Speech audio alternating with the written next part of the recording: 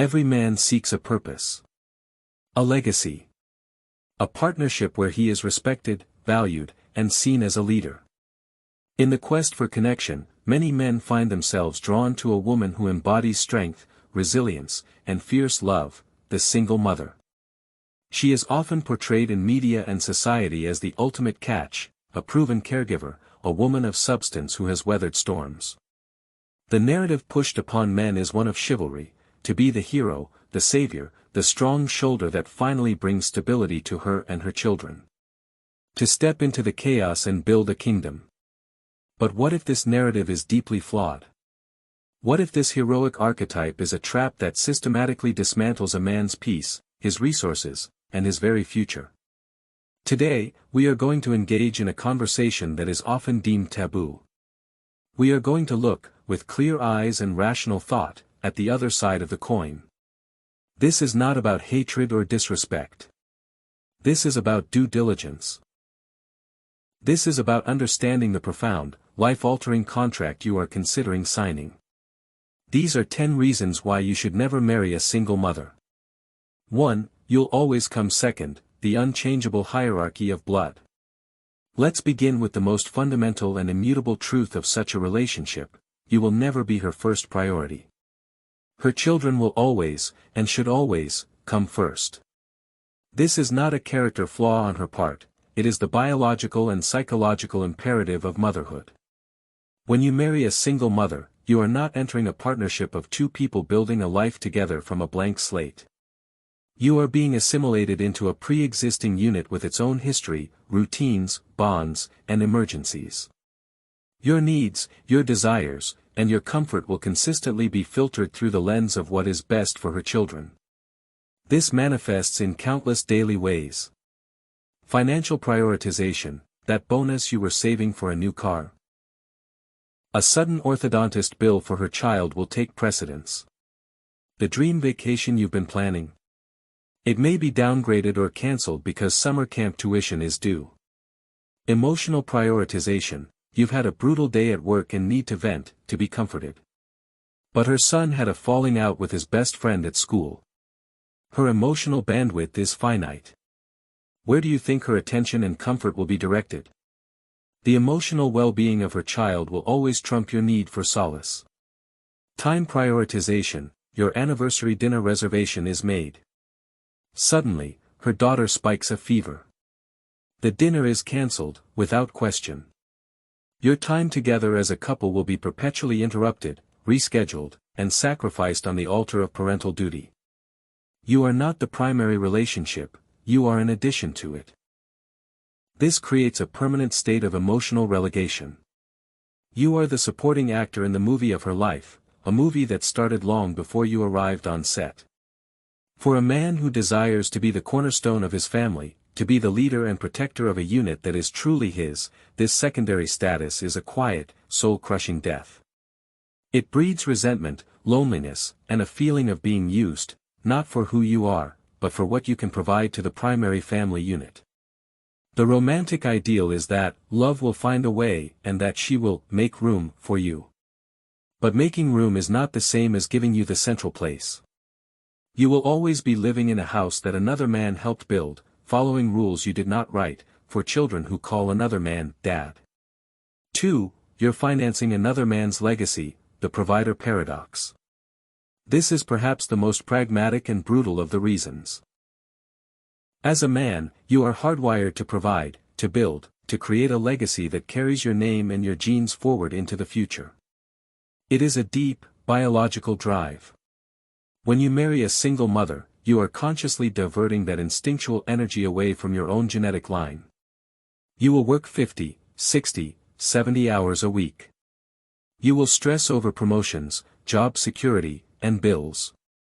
And a significant portion of the fruit of that labor, your time, your energy, and most concretely, your money, will be invested in the upbringing and well-being of children who are not your own.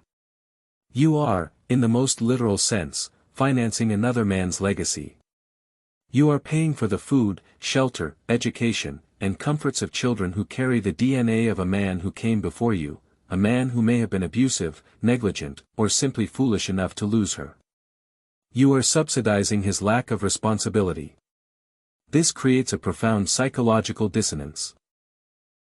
Every dollar spent on another man's child is a dollar not saved for your own future biological children, a dollar not invested in your own dreams, a dollar not used to build your own legacy. Proponents will argue, but love should be enough. You should love them as your own. This is a beautiful sentiment, but it is often an emotional trap. The legal and biological reality never disappears. You have no ultimate authority over these children, yet you have all the financial responsibility. In the event of a divorce, you will likely be required to pay child support for these children that are not yours, further enslaving you to the consequences of another man's choices. You become a permanent financial satellite to a family that is not yours. You are building a kingdom, only to be reminded daily that you are not the king, but merely the steward, funding the reign of a bloodline that is not your own. 3. Emotional baggage and trauma, inheriting the ghosts of relationships past. A single mother does not arrive alone. She arrives with ghosts. The trauma of a previous relationship, whether it ended in divorce, a painful breakup, or abuse, shapes her worldview, her triggers, and her ability to trust. You are not just marrying her, you are inheriting the emotional fallout of her past. This baggage manifests in several destructive ways. Trust issues: she may have been cheated on, lied to, or financially devastated by her previous partner. As a result, she may project that insecurity onto you. You may face unwarranted suspicion, accusations, or a need for constant reassurance that you are not like him. You are forced to pay for the sins of another man, walking on eggshells to avoid triggering her past pain. Cynicism and emotional walls: she may have built formidable walls to protect herself and her children. Allowing herself to be truly vulnerable, to surrender in the way a deep marital bond requires, may be incredibly difficult for her. You are constantly trying to scale fortifications built for a war you didn't fight. The toxic ex constant: in many cases, the father of the children remains in the picture. He can range from a mildly inconvenient presence to a profoundly toxic and disruptive force. You will have to deal with his schedule, his opinions, his drama, and his potential hostility. Your life, your schedule, and your peace become subject to the whims of a man you likely despise. He is a permanent, unwelcome guest in your marriage, and you have no power to evict him. You become not just a husband, but an unlicensed therapist, a bodyguard, and a crisis manager for problems you did not create. Your home, which should be your sanctuary, can become a perpetual drama zone, a stage for the unresolved conflicts of a relationship that died long before you arrived. The emotional energy required to navigate this minefield is immense and often unsustainable, draining the joy and passion from your new marriage before it even has a chance to grow. 4. Lack of respect, the invisible hierarchy and eroded authority. Respect is the bedrock of male authority and leadership within a family. In a traditional nuclear family, a father's authority is inherent, supported by biology and social structure. In a marriage to a single mother, this authority is often non-existent, contested, and actively undermined. You are placed in an impossible position. You are expected to provide, protect, and behave as a father figure, yet you are denied the ultimate authority of a true father. This creates a chaotic and disrespectful environment. The "you're not my real dad" syndrome: this is the most common and powerful weapon a child wields. Any attempt you make to set rules, enforce discipline, or guide behavior can be instantly nullified by this phrase. It is a reminder of your place, an outsider trying to impose rules on someone else's territory. The mother's undermining: this is the critical failure point. Even if she claims to want you to be an authority figure, her biological imperative to protect her children will often override that. She may countermand your decisions, intervene in disputes to side with the child, and secretly resent you for disciplining her babies. You are set up to fail. You are the bad cop, while she remains the eternal good cop, further solidifying their bond and your isolation. The title of step, the very language used, stepfather, stepchildren, carries a connotation of second-class status. It is a permanent label of otherness. You are not the father, you are the stepfather. This linguistic separation reinforces the idea that you are an addition, not an integral part of the core family unit. Without respect, there is no leadership. Without leadership, there is chaos. You become a mere paycheck and a utility. A man who is tolerated for what he provides, but never truly respected as the head of the household. This erosion of respect is a cancer that will eventually kill the relationship, as no self-respecting man can thrive in an environment where his authority is constantly challenged and invalidated. 5. Legal and financial risks. The system is not designed for you. If the emotional arguments haven't given you pause, the cold, hard reality of the legal system should. As a man marrying a single mother, you are entering a contractual agreement that is overwhelmingly stacked against you. De facto parental responsibility.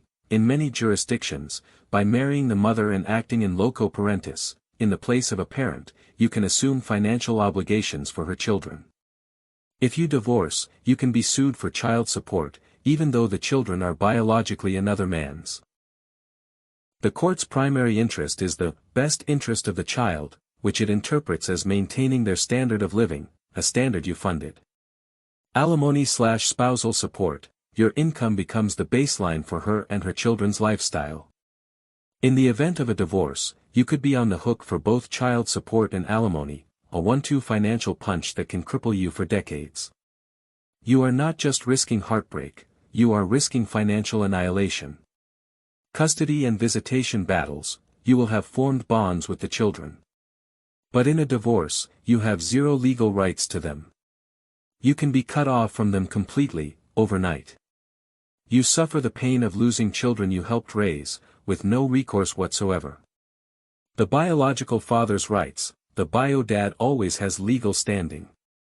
He can reappear at any time and cause immense legal trouble, demanding changes to custody or visitation, which directly disrupts your life and finances. You are living at the whim of a third party's legal actions. The system views you as a resource to be utilized for the stability of the mother and her children. You are a utility. A prenuptial agreement can offer some protection, but it is not foolproof, especially concerning child support, and many courts look unfavorably upon agreements that seek to limit support for children. You are not just taking an emotional risk, you are taking a catastrophic financial and legal risk that most men are utterly unaware of. 6. Divided loyalty. The eternal tether to the past. A clean break from the past is impossible when children are involved. The father is a permanent feature. This creates a state of perpetual divided loyalty within your wife, whether she admits it or not. Her loyalty is, and always will be, split 3 ways, to you, to her children, and to the co-parenting relationship she must maintain with their father. This tether to her ex is not necessarily romantic, but it is powerful and intimate.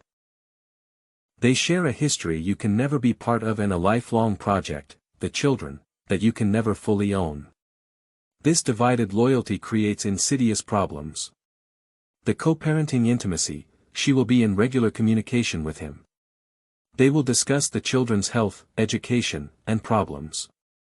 They will share inside jokes, reminisce, and navigate crises together. You will be on the outside of this dynamic, a spectator to a partnership that, while platonic, has a depth and history that can feel threatening. The unit illusion. On birthdays, graduations, holidays, and weddings, the expectation will be that everyone plays nice. You will be forced to sit at the same table, make small talk, and watch as your wife interacts with the man who came before you. The children will often fantasize about their parents reconciling, further reinforcing this awkward family unit that includes your predecessor. Secret comparisons. However unconsciously, she will compare you to him. You are living in the shadow of her previous relationship, and you are constantly being measured against it. Every argument, every success, every failure is viewed through the lens of how he was. This eternal tether prevents your marriage from ever being a truly self-contained, independent entity. There is always a third party in the relationship, a ghost at the feast. For a man who desires to be his wife's sole object of loyalty and devotion, outside of her children, this divided reality is a constant source of insecurity and friction. 7. Discipline problems, the impossible tightrope. Closely tied to the lack of respect is the minefield of discipline. This is where the theoretical role of stepfather collides with the messy reality of raising someone else's children. You are walking an impossible tightrope without a net. If you are too strict, you are the evil stepfather, the intruder who is too harsh on her children.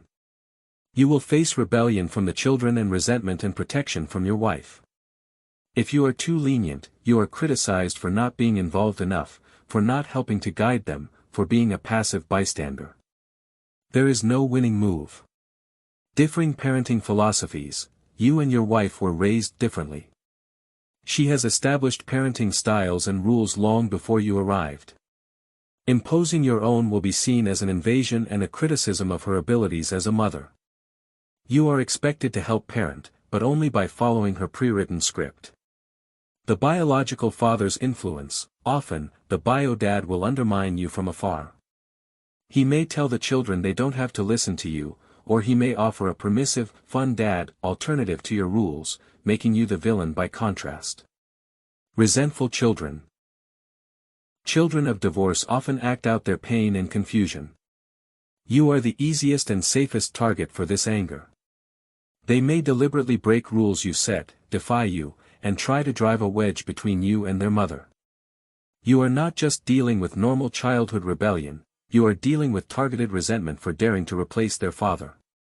Your home, which should be a place of order and peace, becomes a constant battleground. You are denied the tools to effectively establish order, authority and unified support from your spouse, yet you are blamed for the chaos that ensues. This relentless stress is a primary driver for the dissolution of these relationships. 8. High divorce risk, the statistical reality. This is not merely anecdotal. The data is clear and unequivocal. Marriages involving a single mother have a significantly higher probability of ending in divorce compared to first marriages or even marriages between two previously unmarried individuals. Studies consistently show that the divorce rate for remarriages is higher than for first marriages. And within that category, when children are involved from a previous relationship, the risk skyrockets. Some analyses suggest the divorce rate for these marriages can be over 50% higher than the national average. Why? This video is essentially a list of the reasons. The deck is statistically stacked against you from the outset. You are attempting to build a new structure on a fractured and compromised foundation. The challenges we've outlined, the divided loyalty, the financial pressures, the discipline problems, the baggage, the lack of respect, are not minor hurdles. They are systemic, structural flaws that place immense, constant strain on the marital bond. The romantic notion that our love is different is a dangerous fallacy. You are not exempt from statistics. You are entering a high-risk category. Betting on such a marriage is not like betting on red or black in roulette, it's like betting on a single number. The odds are spectacularly not in your favor. For a man considering marriage as a lifelong, stable institution, this is a critical data point that must be acknowledged. 9. Social perception and stigma, the backup plan narrative. Humans are social creatures, and perception, however unfair, matters. When you marry a single mother, you inevitably face a social stigma, a quiet narrative that you are not her first choice, but her best available option. You will be perceived, by many, as the backup plan. The beta provider who stepped in to clean up the alpha's mess. You are not the knight who won the princess, you are the squire who inherited the responsibility after the knight left. This perception manifests in subtle and overt ways. Pity or mockery from peers, other men may see you as a simp, a man who settled for a ready-made family because he couldn't attract a woman without baggage. They may joke behind your back or offer backhanded compliments about what a great guy you are for taking that on. The savior complex, others may label you a saint, which is equally damaging. This places you on a pedestal of self-sacrifice, where your own needs and happiness are expected to be secondary. You are not allowed to struggle, to have doubts, or to fail, because you are supposed to be the perfect hero. Isolation from nuclear families. You may find yourself socially isolated from couples who are starting their own families from scratch. Your challenges are different, your dynamics are more complex, and you can't relate to the experiences of new parents building something together for the first time. This social stigma can get inside your head. On your darkest days, you may wonder yourself, am I just the backup plan? Did she settle for me because I'm stable and reliable, while the exciting father of her children was the one she truly desired? This erosion of your own self-perception as a prized, first-choice partner is deeply corrosive to masculine identity and self-worth. 10. Loss of freedom, peace, and legacy, the ultimate opportunity cost. We arrive at the final and most comprehensive reason, the staggering opportunity cost. Choosing to marry a single mother is not just a choice for her, it is a choice against every other potential future you could have had. You are sacrificing the foundational experiences of building your own family, your way. Loss of freedom, your life is no longer your own. Your schedule, your finances, your vacations, and your decisions are now hostage to the needs of her children and the schedule of a biological father. The freedom to spontaneously travel, to move for a career opportunity, or to simply have a quiet weekend alone with your wife evaporates. Loss of peace, your home is no longer your sanctuary. It is a busy, often chaotic hub of child activity, co-parenting logistics, and potential drama from the past. The peace and quiet that a man needs to recharge and focus on his mission in the world is a rare commodity. Loss of a first-time experience. You will never experience the profound, unique bond of creating a family with a woman for the first time. You will miss the nervous excitement of your first pregnancy together, the awe of holding your own newborn child, the experience of setting your own first family traditions, unimpeded by the ghosts of Christmases past. Loss of legacy. This is the greatest cost. You are pouring your one precious life into building and maintaining another man's castle. Your resources are depleted, your time is consumed, and your energy is spent. This often comes at the expense of having your own biological children. Even if you do have a child with her, that child will be raised within the pre-existing hierarchy, competing for attention and resources with their half-siblings, forever situating your legacy within the architecture of another man's. You are signing away the freedom to build your own empire from the ground up. You are choosing a life of managing an existing estate, with all its pre-existing tenants, covenants, and complications. For a man with options, ambition, and a desire to create something that is truly, wholly his, this is the ultimate compromise, one that many men come to regret when they realize, too late, what they have truly given up. Conclusion: a choice, not a condemnation. Let us be perfectly clear. This video is not a declaration that all single mothers are bad partners. Many are wonderful, strong women who have endured immense hardship. Many stepfathers have found profound meaning and satisfaction in their roles and have built strong, loving bonds with their stepchildren. However, their stories are often the exceptions, not the rule. They are the stories that beat the odds. This video is about the odds themselves. This is about moving beyond the romanticized, societal narrative and looking with clear, unflinching eyes at the reality of the contract. It is about informed consent. To marry a single mother is to choose a path of immense challenge, sacrifice, and risk.